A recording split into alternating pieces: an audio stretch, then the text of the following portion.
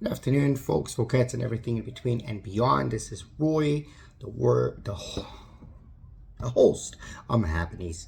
As far as I'm concerned, the only host in the history of the internet who fully and wholeheartedly admits that he has no idea what he's talking about, but he continues trying.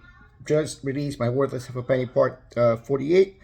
There's nothing greatly innovative there, just to save you the time. But I'm going to try to make the Penny Quickies quicker, because otherwise it doesn't make sense. My Worthless of a Pennies have been a little bit the same size of the Penny Quickies because of the whole Butler situation. I've been talking a little bit too much, so let's get straight to it. Post-game, Heat versus Pelicans, and the Heat versus the Pacers pre-game with this back-to-back as we normally do. So first, there is nothing more sacred than human lives, and nothing more vile than taking innocent lives.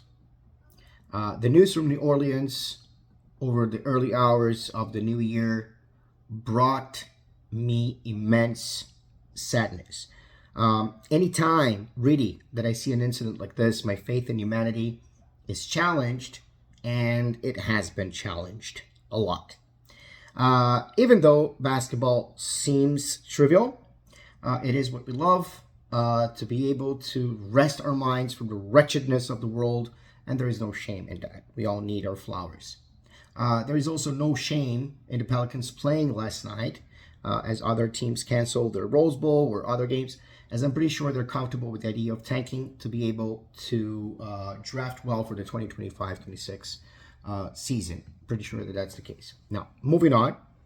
A shout out to Greg Sylvander and 5 Reasons Sports. Greg Sylvander has actually followed me on Twitter after I commented that the best and only types of news that you want from the Miami Heat camp are those that come from 5 Reasons Sports people.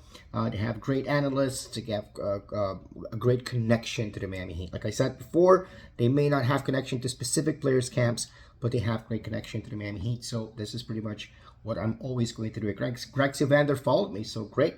Another shout out to Major Passants, because it was due to him and an extra bet on Bam Adebayo's rebounds that I got my $25 prize pick win yesterday and got myself some more playing money.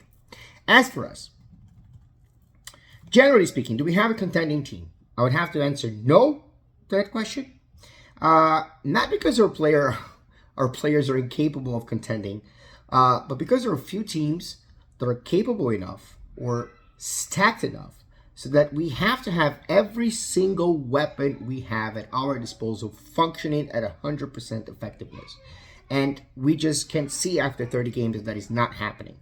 Since being inconsistent is the only consistency that we have found thus far, as fans, we cannot expect too much from this team. I keep saying that. I have said that since the preseason, so my expectations are low. I am going to root and I'm going to expect during the game, before and after, I'm going to continue being realistic. Now, we have Bam doing well as always on defense, or maybe a little bit under as well as possible, since he's had to cover so much ground throughout our defensive woes.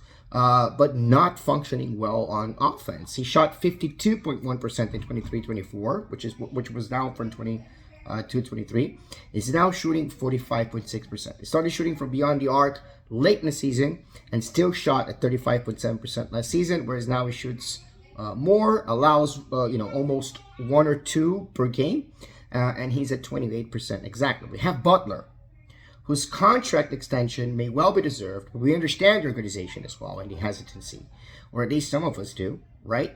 And we understand that the best ability is availability, and he's not showing that, and he hasn't been showing that since 2022, really, at least.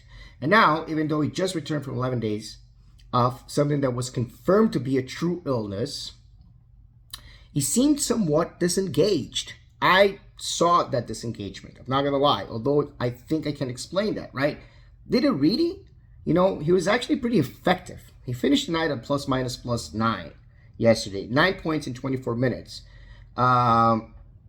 which is 12 or 14 less than his usual time. Not sure. I think he was just, specifically effective. You have Jaime Jaquez when you're hitting a sophomore wall, even though he has great games. Jovic, who started in the first 2 games coming off the bench and mostly doing well. Highsmith is still consistently defensively, but some nights when he does not, he has some nights where he does not impact the floor. Other than Hero, the most impactful player left the team for the remainder of the season, which was Drew Smith. Kevin Love can provide a lot of advice and mentorship to the young players. That's great, but he's not UD. He's not sitting on the bench. He's playing, and sometimes when he plays, it hurts. But the good news is that Ware is actually growing steadily by being given minutes.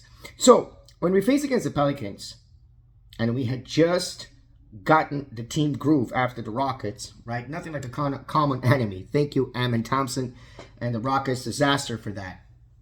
I did expect us to win.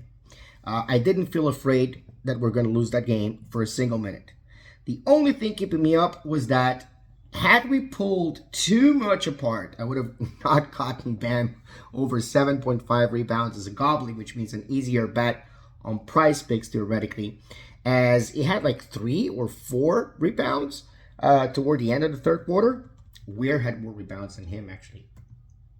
So, for that, a great shout out to Passes as well. Since the Pelicans don't need to win, and tanking is probably the best idea for them due to the gross lack of ability of its star Zion Williamson, and the absence of strong man and great player Brandon Ingram, and because if the Pelicans have any chance, it will be through the draft.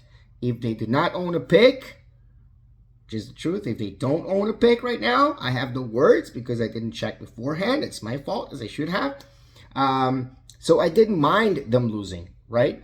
But I did want it to be the kind of game that it was, right? Never too comfortable. It helped with the bets. Again, another shout out to Major Passons there. As for the Pacers, it is another game to win, but closer to the one versus the Hawks, or the one we lost against the very Pacers, right? Than this one against the Pelicans. The Pelicans didn't pose any threat to me. The Pacers do. They're 18 to under 500, and even though our first win was commanding, our loss to them was a tough one. Theoretically, again, these are the teams that we are not supposed to lose. These are games to win. We won most games as favorites in Vegas, and we are favorites in this one.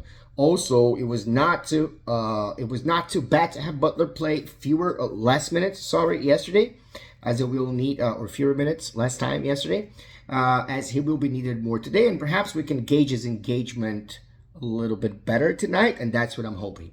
Other than that, stay safe, stay dry, stay as happy as possible in this complicated world of ours, and let's go Heat.